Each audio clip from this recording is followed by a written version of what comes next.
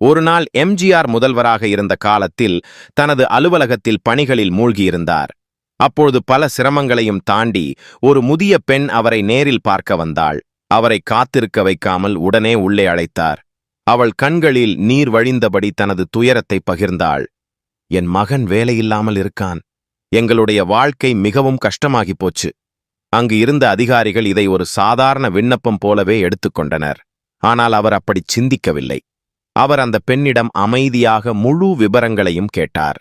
பின்னர் அந்த இளைஞனின் கல்வி, திறமை போன்றவற்றை சரிபார்க்க அதிகாரிகளுக்கு உத்தரவிட்டார்.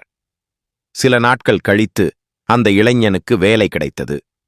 மீண்டும் அந்த முதிய பெண் வந்து நன்றியுடன் கண்ணீர் மல்க நின்றாள்.